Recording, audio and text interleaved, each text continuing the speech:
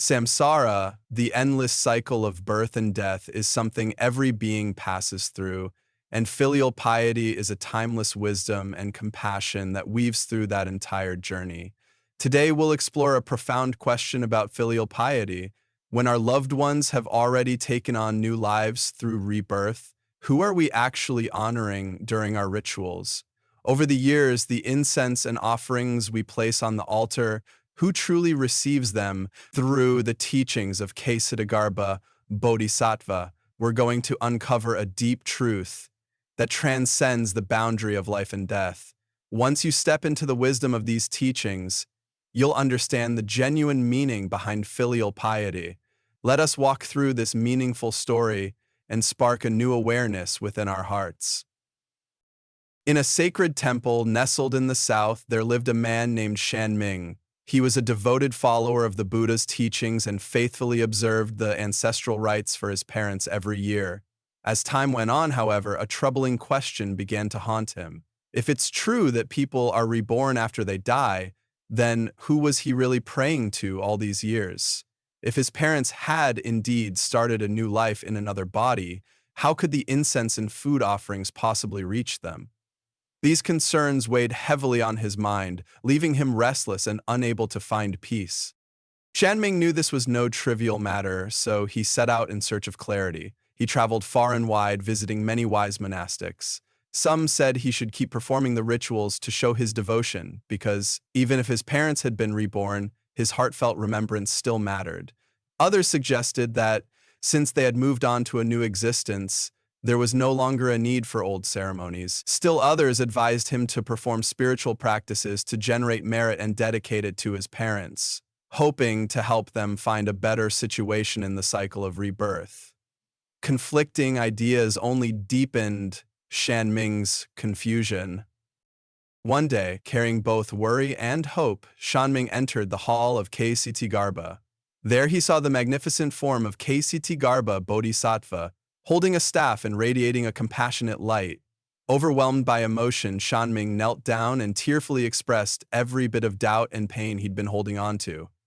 With a gaze full of kindness, Kshitigarbha Bodhisattva began telling a story from the time when Shakyamuni Buddha still walked the earth. The Bodhisattva spoke of Venerable Moggalliyana, one of the Buddha's foremost disciples, who had just attained great spiritual powers. Longing to repay his parents for raising him, Moggalliyana used his clairvoyance to see where they might be. He discovered to his horror that his mother was suffering in a realm of misery because of her past misdeeds. Wanting to relieve her hunger, he tried to give her a bowl of food, but it turned to burning coals before she could eat it. Heartbroken, he went to the Buddha, asking how he could possibly save her. The Buddha explained that true devotion to one's parents is not just about caring for them while they're alive. It also means understanding the truths of birth, death, and rebirth. Moggalliyana's mother was trapped in suffering because of her stinginess in a previous life, and it would require the combined spiritual power of the three jewels to set her free. The Buddha then guided Moggalliyana to offer nourishing food to the community of pure monastics on the 15th day of the 7th lunar month, a day when sacred beings gather and when the monastic community concludes their summer retreat. By dedicating the merit of this offering to his mother, Moggalliyana not only saved her from her torment, but also benefited countless others. This is the origin of the Ulambana festival. Listening to this account, Shanming felt a glimmer of understanding but still wasn't fully clear about his own dilemma. Sensing Shanming's lingering doubts, Kshitigarbha Bodhisattva continued, explaining that rebirth is indeed real, yet there is something people often overlook: the intermediate state after death. After a person dies, the consciousness does not instantly enter a new body. Instead, there is a period of up to 49 days when the consciousness is between existences. During that time, the deceased can still see and sense the offerings made by their loved ones. Shanming was astonished and asked what happens after 49 days. Kshitigarbha Bodhisattva spoke of karma and how it dictates the direction a being takes in the next life. Whatever thoughts and actions weigh most heavily on a person's consciousness at the time of death will determine their rebirth. To help Shanming understand this further, the Bodhisattva shared another moving story. Long ago, there was a farmer named Yamada. After his parents passed away, he missed them deeply and often dreamed of seeing them. Sometimes they'd smile at him, sometimes they'd watch him in silence. Rather than providing comfort, these dreams made him anxious. One day, Yamada met a compassionate and wise teacher who observed his sorrow and explained that Yamada's longing had grown into an unhealthy attachment. While his parents had moved on to new lives, his intense yearning was creating a powerful force that could disturb their peace in that new existence. Enlightened by these words, Yamada began to chant and meditate every day, dedicating all the spiritual merit of these practices to his parents. He sincerely wished them safety and happiness in their rebirth. Over time, he noticed he no longer dreamed of them as often, and a sense of tranquility blossomed in his own heart.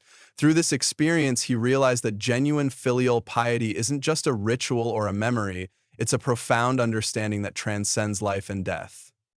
Kshitigarbha Bodhisattva emphasized this by reminding everyone that the Buddha often taught the importance of remembering our loved ones, yet embracing the reality of impermanence. All phenomena change, and the cycle of birth and death changes too. Only by approaching this truth with the right attitude and method can we truly fulfill our filial duty. Someone in the crowd asked what real meaning remains in honoring ancestors if they have already moved on. Kshitigarbha Bodhisattva explained that these observances carry three significant purposes. First, they express our gratitude and respect for those who came before us. Second, they remind us never to forget our roots and encourage the transmission of family values and culture. Third, by dedicating the merit we generate through these actions, we can offer positive energy toward those who have passed on, helping them in their ongoing journey. In addition, this practice teaches future generations about the nature of birth and death, inspiring them to live virtuously and cultivate goodness in the present. Still feeling a bit hesitant, Shanming finally voiced his deepest concern. If we faithfully honor our ancestors year after year, but they have already taken on new lives, then who is receiving the incense and the offerings on the altar? In that moment, a hush fell over the hall. Kshitigarbha Bodhisattva spoke with both gravity and warmth, revealing that there is a great mystery at the heart of these acts, a secret so powerful it can shift one's entire understanding of life and death.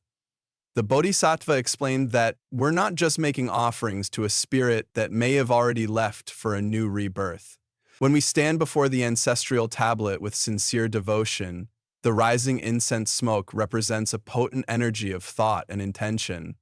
It's a force that transcends mortality itself. In the vast expanse of the universe, there is a mighty power known as vow or aspiration. Our genuine wishes and deep love for our ancestors unite to form a powerful current of positive energy.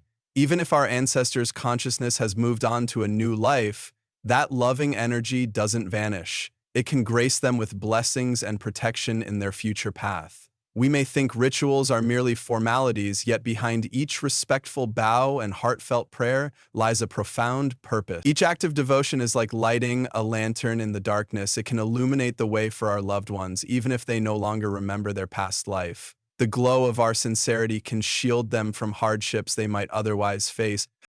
Shanming felt his mind clear at once. He began to grasp the profound significance of these customs. Kshitigarbha Bodhisattva went on to say that we too benefit from honoring our ancestors. The reverent atmosphere of these ceremonies can encourage everyone around us to recognize the value of remembrance, compassion, and family bonds. As more people learn to honor the past and share kindness, the world gains a little more harmony. Moreover, during these ceremonies, we ourselves undergo a quiet transformation. By contemplating impermanence and life's fragility, we naturally let go of anger, greed, and ignorance. We become more compassionate and less inclined to create suffering for ourselves or others. Through honoring our ancestors in this way, we nurture our own moral and spiritual growth, striving to become better people. An elder in the crowd then asked how to strengthen the positive energy generated through these rites. The Bodhisattva replied that sincerity is key. When you perform these observances with unwavering focus, letting go of all distractions and simply pouring your purest thoughts and prayers toward the departed, the effect becomes very powerful. Furthermore, Cultivating goodness and helping others in daily life amplifies this power. The more kindness you embody, the more boundless your compassionate energy becomes.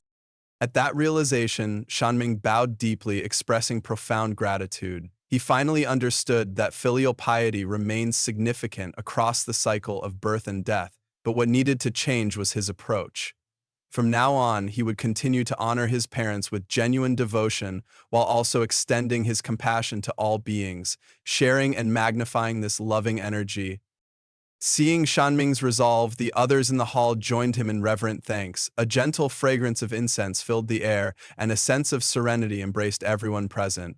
Watching this unfold, Kshitigarbha Bodhisattva smiled, knowing that the seed of wisdom had now been planted in their hearts. In time, this seed would surely grow, blossom, and create a flourishing garden of kindness, rooted in the understanding of filial piety and the interconnected nature of all life.